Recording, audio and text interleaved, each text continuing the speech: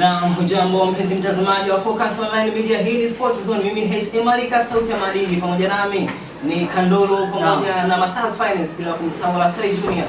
Miongoni mwa taarifa kubwa tulizokuwa nazo ni pamoja na mchezo wa finali wa AFCON ambao utachezwa hapo kesho, ikikutanisha timu mbili ambao ni Morocco dhidi ya Senegal, Simba wa Teranga. Lakini katika anga za kimataifa leo kuna derby ya Manchester United dhidi ya Manchester City, tukianza na mchezo wa finali wa kesho wa Morocco dhidi ya Simba wa Teranga Senegal. Kandulu, unahisi ni mchezo wa aina gani? Unakwenda kutupa ladha aina gani mchezo wa finali ya AFCON? Kwanza naweza nikasema kwamba ni mchezo ambao unaenda kutoa nafasi ya mpira wa Afrika kusogea katika position kubwa, kwa sababu mchezo wa kesho ni miongoni mwa mchezo ambao unafuatiliwa zaidi ya watazamaji, nazungumza zaidi ya wafuatiliaji au wadau wa mpira milioni 60 na kuendelea. Unaona? Kwa hiyo mchezo wa kesho of course ni mchezo wenye ushindani sana, kwa sababu Morocco ametoka kumfunga Nigeria ambaye kwenye tournament ya 35 walikuwa vizuri sana. Lakini pia Senegal ametoka kumfunga Egypt ambaye ana mpira wa objective. Kwa hiyo mchezo wa kesho of course ni mchezo mgumu sana, lakini mimi ninaweza nikasema kwamba kiuchambuzi ni kwamba Morocco ana nafasi kubwa ya kufanya vizuri kwenye mchezo wa kesho, kwa sababu ni mtu ambaye anakushambulia toka dakika 0 mpaka dakika 90. Na nalifaa kauli ya Laswai Junior kwamba Morocco ni mtu ambaye anakushambulia.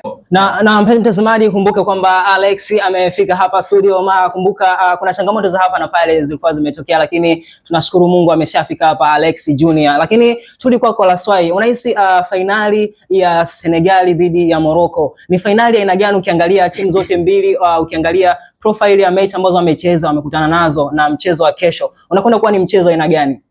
Nadhani itaenda kuwa mechi yenye ushindani, lakini mapema leo nimeona taarifa kwamba Senegal wameposti wameanza kufanywa vitendo ambavyo si vya kiungwana. Yes. Nadhani katika safari yao ya kutokea walipokuwa mpaka kuelekea jijini Rabat, ilikuwa na sintofahamu, changamoto kubwa, especially kwenye issue ya wanapofikia wanakula nini, hoteli hivi na hivi. Yes. Nadhani Warao wameanza kufanya vitu vyao katika namna ya kuwatoa mchezoni. Lakini nadhani licha Morocco kufika finali, Morocco akutana sasa na Giant of Africa. Kakutana na Senegal ambaye ana quality players wengi, licha kwamba kapteni wao Kalidou Koulibaly atakosa mchezo wa finali. Kwa hiyo nadhani mechi itakuwa nzuri sana, lakini kwangu mimi kutokana na Morocco kuendelea kubebwa na baadhi ya marefari, nadhani Morocco bado anaweza kawa fair. Tuangalie kwenye pitch pale wa marefari ama walimu wa timu zote mbili. Hapa namzungumzia Walid Regragui. Rais anakwenda kuikabili vipi Senegal ambayo amekutana na vingunge vikubwa hapa Afrika? Amekutana na Ivory Coast ambaye amemtoa, lakini ameweza kumtoa timu kama Egypt kwa mara ya pili, anamtoa Egypt katika mashindano makubwa kama haya. Unahisi Walid Regragui leo anakwenda kukutana na challenge aina gani katika mechi ya finali? Unajua licha Senegal kuchezea mpira sana, lakini Senegal bana wana changamoto nyingi sana katika eneo la striking force. Senegal anaweza kupiga pasi hata 500, lakini kufunga goli kwa changamoto.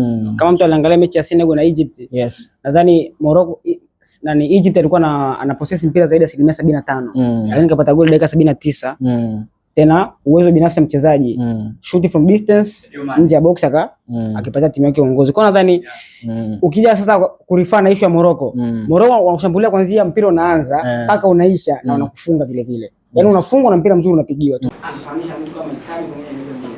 Asante sana Laswai. Lakini tulikuwa kwa Alex Junior. Tukaangalia safu ya ushambuliaji ya Senegal ambayo inaongozwa na Sadio Mane pamoja na Nicolas Jackson, na ukiangalia na safu ya ushambuliaji ya Morocco, unahisi safu gani ya ushambuliaji inakupa uhatari katika mechi ya kesho? Akiwalisia mpaka sasa hivi naweza kusema kwamba safu ya ushambuliaji ya timu ya taifa ya Morocco ni bora zaidi kuliko safu ya ushambuliaji ya Senegal, kwa sababu ukiangalia safu ya ushambuliaji ya timu ya taifa ya Senegal, kwa mfano namba 9 Nicolas Jackson amekuwa na mwendelezo wa kukosa magoli mengi sana katika mechi zilizoisha. Na mechi ya finali dhidi ya Misri alikosa zaidi nafasi 6 kama miaka ile. Kwa ni clear chance ambazo aliweza kuziconvert kwa magoli. Lakini ukichukulia safu ya ushambuliaji ya Morocco, El Kaabi pamoja na mtu kama Diaz, ni wachezaji ambao wanaonyesha uwezo mkubwa sana katika mechi ambazo zimeweza kupita kwa nyuma, mechi za finali na mechi za hatua ya makundi vile vile.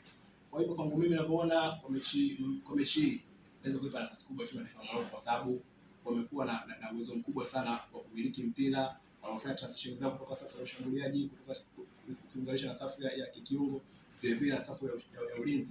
Wana safu bora sana kuliko timu ya taifa ya Senegal. Licha kwamba Senegal nao wana wachezaji ambao wanajituma kwa kweli. Ukiangalia wakipoteza mpira, wanapopoteza mpira, zile ambao wanatumia nguvu kuweza kukaba ule mpira na kurudisha position katika umiliki wao, ni timu ambayo inafanya vizuri sana katika na cha kuongezea kwamba huyu Morocco anacheza World Cup pale Qatar. Yes. Morocco anamfunga Spain, sio? Morocco anamfunga Portugal. Huyo ni Morocco ambaye anacheza hii mechi akiwa na experience, ana wachezaji wakubwa kama kina Ashraf Hakimi na kadhalika.